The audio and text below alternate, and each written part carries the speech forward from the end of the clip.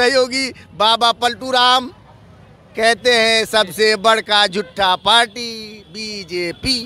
समझे, बीजेपी वालों का बकवास है।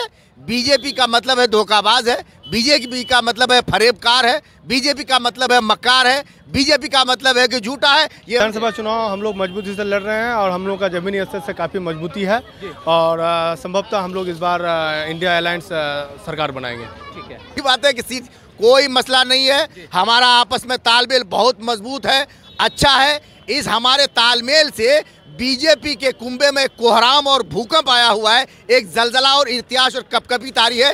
नमस्कार, मैं साकित कुमार अपनो भारत टाइम्स देख रहे हैं। CWC की बैठक आज चल रही थी। तमाम जो कांग्रेस के नेता हैं वो आज बिहार आए हुए थे। 85 साल के बाद ये बैठक हुई है, लेकिन अब ऐसे में बिहार विधानसभा का चुनाव होना है और चुनाव से पहले ये बैठक काफ़ी महत्वपूर्ण माना जा रहा है। कई लोग यहाँ पर इनसे जानते हैं। ये बताइए, जब ये बैठक हुई है तो लग रहा है कि कांग्रेस अब मजबूत भूमिका में आएगी इस चुनाव में? देखिए, सबसे पहले तो मैं आपके न्यूज़ चैनल का शुक्रिया अदा करता हूं कि आपने मुझे बोलने का मौका दिया और आपने जो अभी एक शब्द कहा कि क्या अब कांग्रेस लगती है कि जो है वो मजबूत हुई है, ये सबसे पहले तो ये कहना ही आपका बिल्कुल गलत है। कांग्रेस पहले से ही मजबूत थी। कांग्रेस में ये जो आज का मीटिंग था ये मजबूती को लेके तो था ही, परंतु इसमें जो CWC के जो कोर कमेटी हैं उनकी एक बहुत बड़ी महत्वपूर्ण बैठक भैया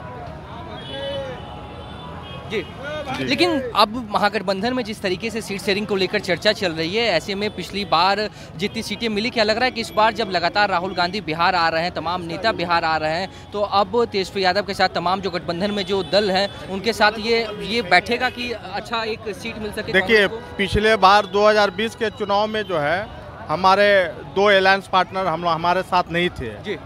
इस मरतबा वो हमारे गठबंधन में आए हैं, तो वो आपस में हम लोग का जो गठबंधन है वो तय कर लेगा कि किनको कितने सीट पर चुनाव लड़ना है, क्योंकि अलायंस पार्टनरों को भी सीट देना है। ये कोई बहुत बड़ी जो है समस्या भी नहीं है और ये कोई बहुत बड़ा विवाद भी नहीं है।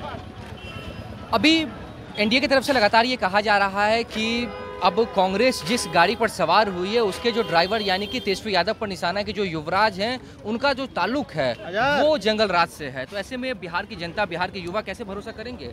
देखिए, जहां तक सवाल बीजेपी का आपने किया है तो बीजेपी की कोई ऐसी बात आप पत्रकार ये बता सकते हैं कि उनकी बात सच साबित होती है? जितने भी जुमले निकलते हैं बीजेपी की जुबान से वो सारे झूठे होते हैं, मक्कारी भरे जुमले होते हैं और उनका दावा बिल्कुल गलत साबित होता है। अगर आप सच्चे पत्रकार हैं तो इस बात को अच्छी तरह से जानते होंगे कि बीजेपी का कोई भी जुमला साबित नहीं होता है। लेकिन जो बातें, जो वार आपके ऊपर किया जा रहा है, जो कांग्रेस के ऊपर किया जा रहा है, क्या कांग्रेस तैयार है जवाब देने के लिए?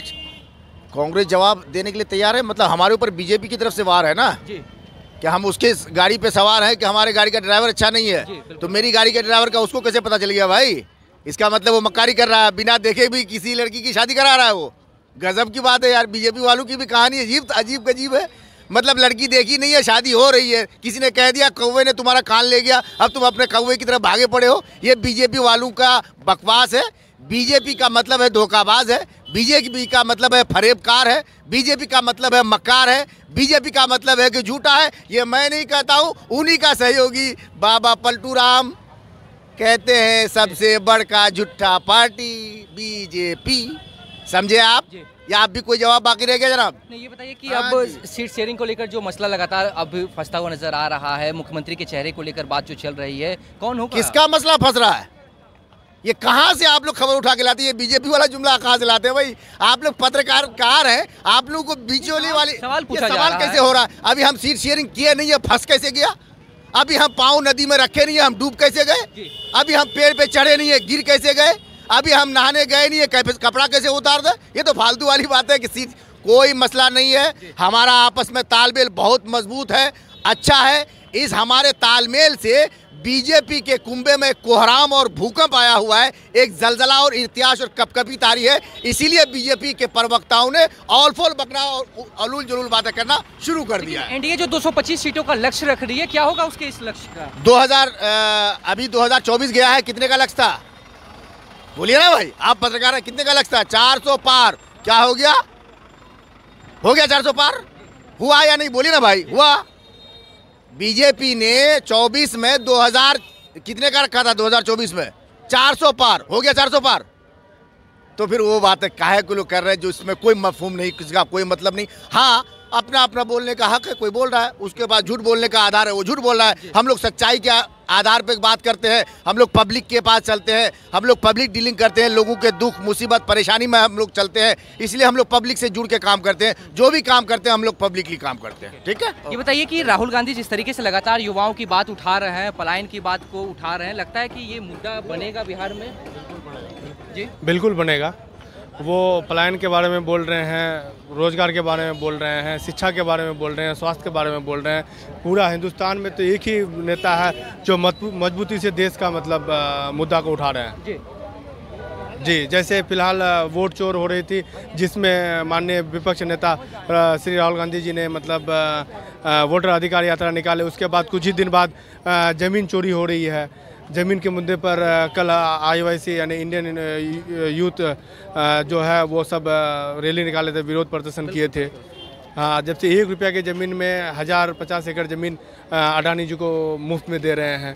यहाँ पे जो भूमिहीन है, जिसका घर नहीं है, उसको ज़मीन नहीं मिल रहा। मुद्दे जो कांग्रेस की तरफ से या महागठबंधन की तरफ से उठाए जा रहे हैं, वोट चोरी का मामला हो या फिर ज़मीन चोरी की आप लोग बात कर रहे हैं, नौकरी की बात कर रहे हैं, बेरोजगारी की, पलायन खत्म करने की बात कर रहे हैं, तो ऐसे में क्या लग रहा है इस बार विधानसभा का जो चुनाव होगा उसमें क्या होगा नतीजे? देखिए, विधानसभा चुनाव हम लोग मजबूती से लड़ रहे हैं और हम लोग का ज़मीनी स्तर से काफ़ी मजबूती है और संभवतः हम लोग इस बार इंडिया अलायंस सरकार बनाएंगे। ठीक है, ये कई और लोग हैं, इनसे भी जानने की कोशिश करते हैं कि आखिरकार किस तरीके से देख रहे हैं, क्योंकि जो बैठक हो रही थी, CWC की बैठक हो रही थी, इसमें तमाम नेता पहुंचे हुए थे। ये बताइए कि आप युवा हैं, राहुल गांधी लगातार युवाओं की बात कर रहे हैं, रोजगार पलायन की बात कर रहे हैं, तो बिहार का युवा किसके तरफ जाएगा? बिहार का युवा इस बार गठबंधन के पास ही जाएगा। जी, गठबंधन में ही सीमित रहेगा, इधर उधर नहीं जाएगा, क्योंकि तेजस्वी सरकार कांग्रेस से मिलकर अभी वादा कर रहे हैं कि रोजगार देंगे, नौकरियां देंगे। हम लोग पढ़े लिखे